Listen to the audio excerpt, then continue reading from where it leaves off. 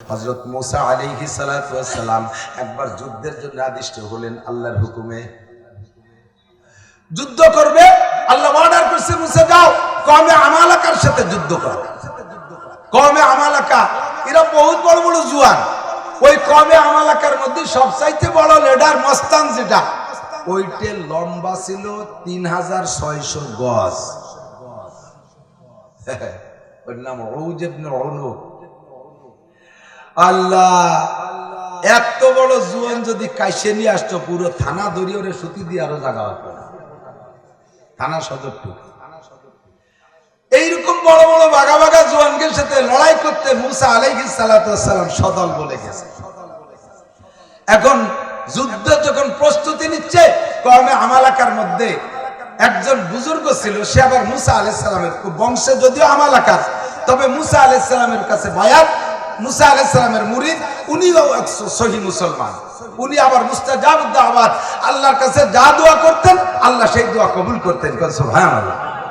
মুস্তাজাবুদ দাওয়াত, দোয়া কবুল হয় যার দোয়া। এই কওমে আমালাকা, ওই ভদ্রলোকের নাম হলো বালাম ইবনে বাউর। কি নাম? বালাম ইবনে।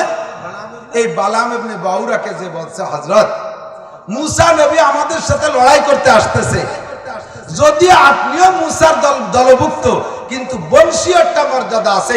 আজকে যদি মুসার সাথে আমাদের লড়াই হয়, আমরা যুদ্ধে জিততে পারবো না, আমরা মরে যাই গেলাম, আপনার বংশকে সমাজে লাঞ্ছিত হবে, তারা লজ্জিত হবে, তারা পরাস্ত হবে, ঠকে যাবে। এই বদনামটা আপনারও কিন্তু লাগবে খানি। কাজেই আপনি আপনার আল্লাহর কাছে, আপনার রবের কাছে মুসার বিপক্ষে বদদোয়া করেন।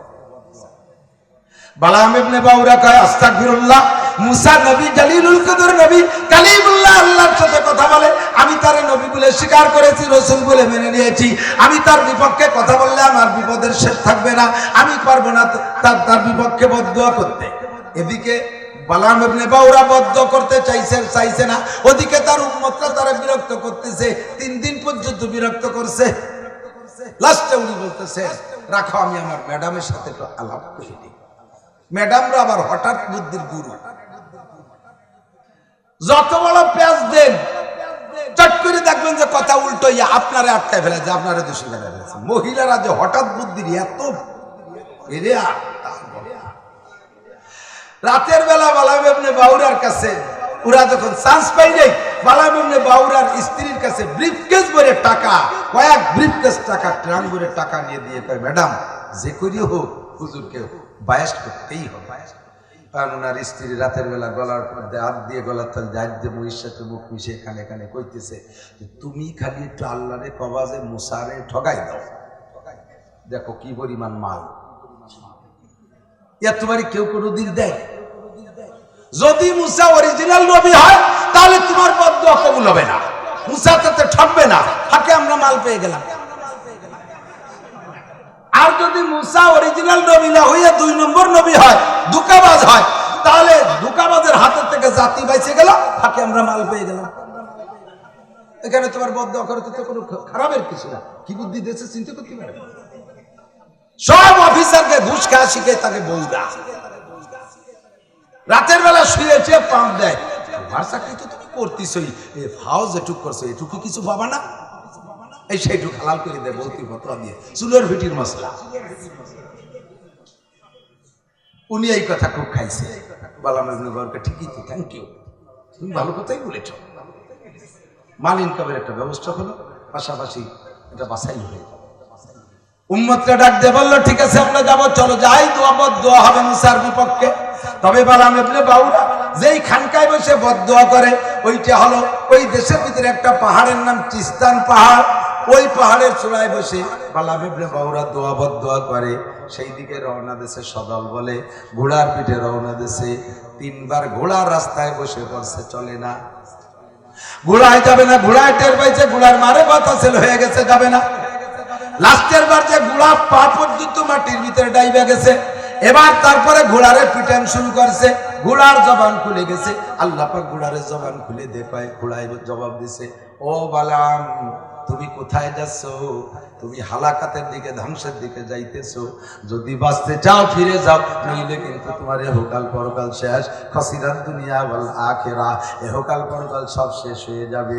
বালাম ইবনে বাউরা পয়সার লোভে, অর্থের লোভে সাদাহাজাবাল দিল বসুজাত দিদাসুদ উদ্দেশ্য যখন সামনে এসে যায়, যোগ্যতার কথা ভুলে যায়। উদ্দেশ্য যখন সামনে এসে যায়, যোগ্যতার কথা ভুলে যায়। যদি তাই না হবে, তাহলে শিক্ষকে কেন ছাত্রীকে ধর্ষণ করবে? শিক্ষকে কেন ছাত্রীকে ধর্ষণ করবে? এটা যোগ্যতার কথা ভুলে গেছে, উদ্দেশ্য সামনে আসার কারণে। এমন অ্যাক্সিডেন্ট দেশে আছে কি আছে না? আরো বহু নিয়ম আছে যেগুলো ভাষায় ব্যক্ত করা যায় না। এগুলো উদ্দেশ্য এসে গেলে সামনে যোগ্যতার কথা ভুলে যায়। বস্তা ভরে টাকা পাইলে ঈমান থাকে না, সুন্দরী নারী সামনে আসলে ঈমান থাকে না, মদ গাজায় আবা গাজায় ফেন্সিডিল আসলে তখন ওয়াজের কথা মনে থাকে না। এমন করে যত যা কিছু আছে অন্যায় করার সময় আখিরাতের কথা মনে থাকে না, যোগ্যতার কথা মনে থাকে না। তখন বালাম ইবনে বাউরা বস্তা ছুটে যাবে, ফিরে গেলি বেইজ্জতি হবে। তাই ঘোড়াকে সঙ্গে দেবেন নিজে রওনা দেশে যাইয়া চিস্তান পাহাড়ের উপরে বৈশা বদদুয়া করতেছে। চিস্তান পাহাড়ের উপরে বৈশা বদদুয়ার জন্য ভাষা তৈরি করছে কি? আল্লাহ তুমি মুসারে ঠকাই দাও আর আমার কওমরে জিতাই দাও, এই তো হবে বদদুয়া। কিন্তু বলতে চাইছে ওই মুখ দিয়ে ভাষা পাল্টে উল্টো হয়ে যাচ্ছে। বলতেছে আল্লাহ মুসারে জিতাই দাও, আমার কওমরে ঠকাই দাও।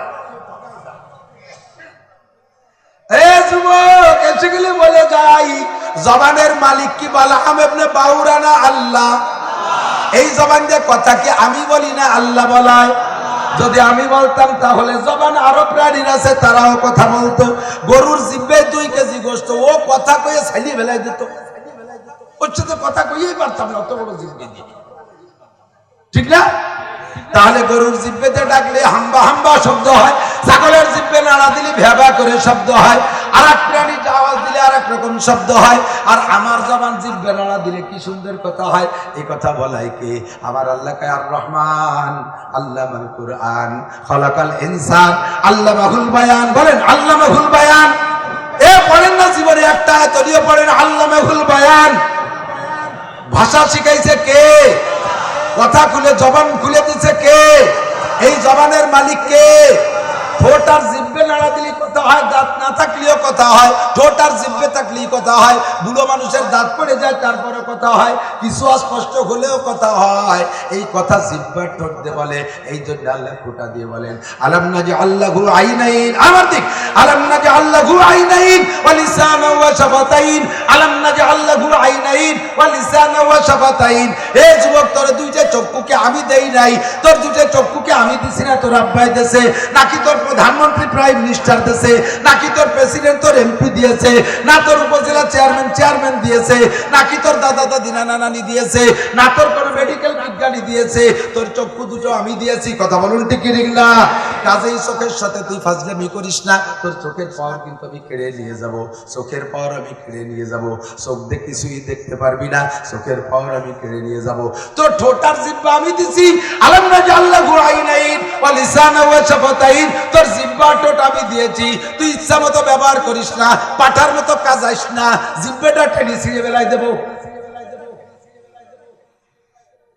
এই কাজাইস কা, বকাবকি করিস কা, এমন ভাষা দেয় কেমন করে জন্মের সময় মায়ের পেট দিয়ে বেরোনোর সময় মুহি করে নিবার হয়েছে, তাই জীবন করি ক্ষতি দেয়। এসছি আর বালুরি ক্ষতি বললাম আছে না নাই? জিব্বে টেনে ছিঁড়ে বেলায় দেবে। বলার 10 বছর আগে প্যারালাইসিস হয়ে পড়ে খালি নালাবি আর কানবি, একটা কথাও করতে পারবি না। বলবা বুড়ো, সেদিনকে একটা চব্বকে যুবক এসে হাত করে আমার দিক তাকাই দিয়েছে, আমাকে দোয়া চাচ্ছে। কোনো মতে বহুত কষ্ট করে একটু বলছে, যা বুঝতে পারছি আমি ব্রেন স্ট্রোক করেছি। আমাদের সে বয়স কম,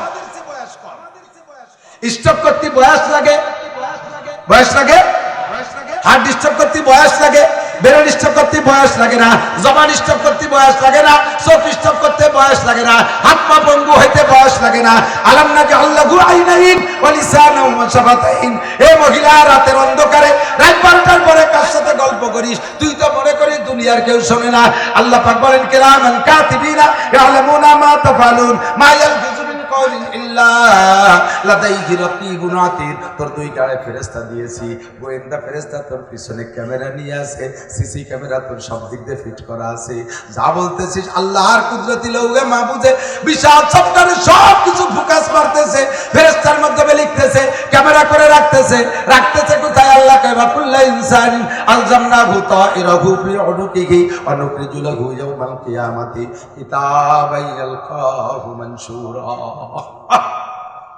সব গলায় ঝুলাই রাখতেছে, হাসরের মাঠে খুলে দিয়ে বলবে ইকরা কিতাবাকা কাফা বিনাফসিকা ইয়াওমা আলাইকা হাসিবা। পড় দেখ আছে না নাই? ওরে কলেজের পিছনে বাথরুমের আড়ালে দুইজন দাঁড়ায় দাঁড়ায় কি গল্প করছো? সুরো হাতে আমাস্ত করো, আত্মায় তুমি সর ওই জায়গায় কুয়াকাটা সর না পাক করছিস তোরা, ওই জায়গাতে কি আরো গাড়িতে নামায় দেওয়ার পরে বাবার সিরা রান্ধে আর দুইজন বসে বসে তসবিহ কি কোষ? ফাঁকা জায়গা ফেরেশতা নাই, পার্কের মধ্যে নাই, কলেজ বিশ্ববিদ্যালয় নাই, হোটেল হোস্টেলের মধ্যে নাই, সব কোথায় চলে গেছে? রুমের ভিতরে একা একা বসে বসে। বলো জবানকে একটু কন্ট্রোল করো। জবাব দেওয়া লাগবে কি লাগবে না? কথা কান লাগবে। জবানের মালিক আল্লাহ। বালাম ইবনে বাউরাজা বলতে চাই বলায় আল্লাহ আর একটা কোন সুবহানাল্লাহ। কাদেরে কুদরত দারি হর চকাহি আকুনি মুর্দারা তো জানে বখশি জিন্দারা বে জাকুনি, মুর্দারা তো জানে বখশি জিন্দারা বে জাকুনি। সর্বময় ক্ষমতার মালিক আমার আল্লাহ। মরারে বাঁচাইতে পারে, তাজারে মারতে পারে, আরে কি পারে না? জবানকে যা বলবে আল্লাহ যা বলাবে তাই বলবে। ওরে আগুনের কোনো ক্ষমতা নাই। যদি আগুনে পোড়াইতে পারতো, আগুনেরই ক্ষমতা থাকতো, তাহলে নমরুদের আগুনে ইব্রাহিমকে পোড়াইতো। কথা কান ঠিক না? পানিতে যদি ডুবাইতে পারতো, তাহলে নীল নদের ভিতরে মুসা নবী ও বনি ইসরাইলকে ডুবাইতো। সেই নদী পার হয়ে গেল, পানিতে ডুবাইল না। আরে মাটির যদি ক্ষমতা থাকতো, তাহলে অনেকটা ডাবাই নিত। কেউ রে না ডাবাই আল্লাহ কানুনটা ডাবাই নিল। কথা কান ঠিক না? জবানের মালিক আল্লাহ। বালাম ইবনে বাউরা যখন উল্টো পাল্টা বলা শুরু করছে, এখন যারা ঘুষ দিয়েছে তারা যে ও হুজুর কি করতে আল্লাহ আর কি করে? বললাম যে মুসারে ঠগায় দাও, আমাকে জিতে দাও, তুমি তো উল্টো করছো। বালাম ইবনে বাউরাকে আমি তো শুনতেছি কি করছি, তাতে আমি যা কইতে চাই তাতে হয় না, তা কি এরকম? তোরা যা দাবি করছে আমি তো তাই বলতে যাই, যতবার বলি হয়ে যায় আর একটা। কি করবো কি কর, কিন্তু উদ্দেশ্য তার ভালো না।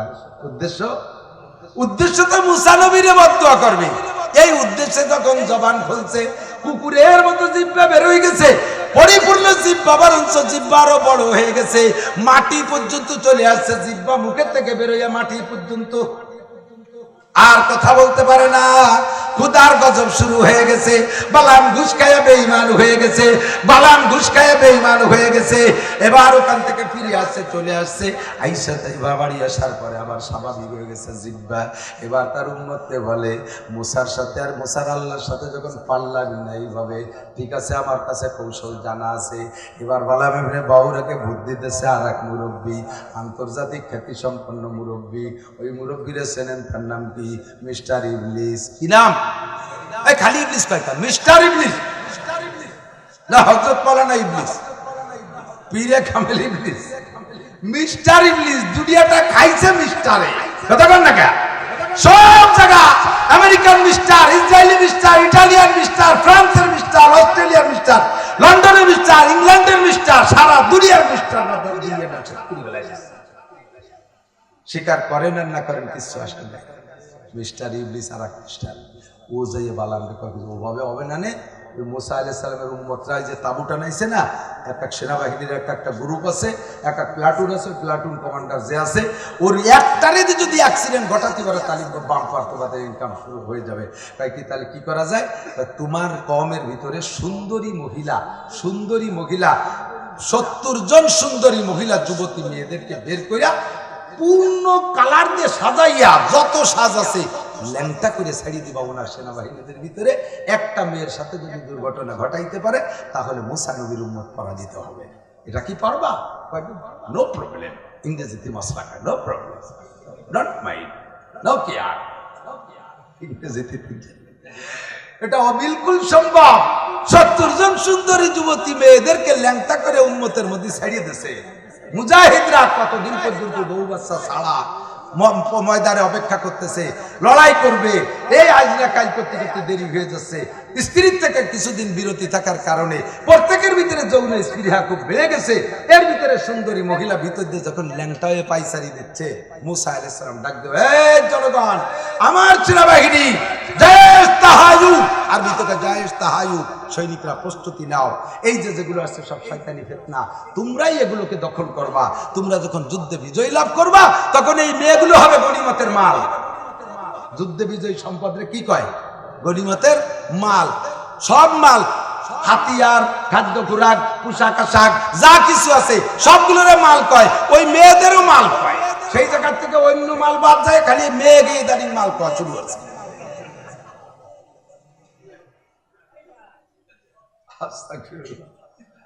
এগুলো গনিমতের মাল হিসেবে ধরা পড়বে, তোকে মধ্যে ভাগ করে দেবো, তোরাই ব্যবহার করবি। তবে যুদ্ধ বিজয়ের আগে একটা গায়ে হাত দিলে কিন্তু ধ্বংস হয়ে যাবি। মুসা আলাইহিস সালাম সতর্ক করে দিয়েছে। সব সেনাবাহিনী তাঁবুর ভিতরে যে দরজা আটকায় দিয়েছে, কিন্তু জমজম ইবনে সলুম একটা 70,000 সৈনিকের নেতা হলো জমজম ইবনে সলুম। ওর বাহিনী একদিক দিয়ে রয়েছে, এর মাথায় ওই জমজম ইবনে সলুম, ওর সামনে গেছে আবার 70 জনের মধ্যে সবচাইতে সুন্দরী যেটা, তার নাম কুসাই বিনতে সুর। এই কুসাই বিনতে সুর যখন জমজম ইবনে সলুমের সামনে ল্যাংটা হয়ে গেছে, ওর মাথা খারাপ হয়ে গেছে, একেবারে আশ্বিন কাতি বেঁচে কুত্তর মতো ওইন্ডি হয়ে গেছে। ওই ডেরে ধরে নিয়ে তাঁবুর মধ্যে বাঁধতে তুইয়ে মুসা আলাইহিস সালামের কাছে অনুমতি নিতে, হুজুর অনুমতি দেন, নালি কিন্তু আমি আর পেটে উঠতেছি না। মুসা আলাইহিস সালাম কয়, বাবা তোর রাতে ধরে পায়ে ধরে, তুই আপাতত একটু থাম, যুদ্ধে জিততে পারলে ওই দিয়েই তোর সাথে বিয়ে দেবে, বিয়ে লাগবে না এমনি পাবে। ও কয় না, সে কবে যুদ্ধের ছবি না যেতে পাওয়া যায় না, আমি পারতেছি না। মুসা আলাইহিস সালাম অনুমতি দেই নাই, ওই টেনে নিয়ে যাইয়া জিনায় রত হয়ে গেছে। আস্তাগফিরুল্লাহ, জোরে কান আস্তাগফিরুল্লাহ, নাউজুবিল্লাহ। খুদার গজব শুরু হয়ে গেছে, পরীক্ষা শুরু হয়ে গেছে। এই জমজম ইবনে সুলুম একার নেতার কারণে, একটা মেয়ের সাথে অ্যাক্সিডেন্টের কারণে উনার গ্রুপে 70,000 সৈনিক মুহূর্তের ভিতরে বিভিন্ন রোগে আক্রান্ত হয়ে বহু মারাও গেছে।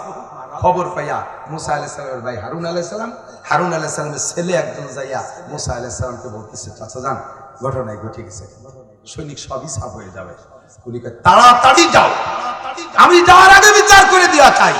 ওই জেনায় রত অবস্থায় হারুন আলাইহিস সালামের ছেলে মুজাহিদ, উনিও সেনাবাহিনীর একজন সৈনিক, যাইয়া একে কপে দুদিনের দুই ভাগ করে ফেলেছে। বিচার যখন হয়ে গেছে, যে কয়জনের আগে মরছিল তার সহযোগিতায় সবগুলোই গেছে, আর যে কয়জন ছিল পরবর্তীতে আল্লাহ তাআলা এই বালা তুলে নিয়ে গেছে, বাকিরা বেঁচে গেছে, সুস্থ হয়ে গেছে। একটুখানি সুবহানাল্লাহ।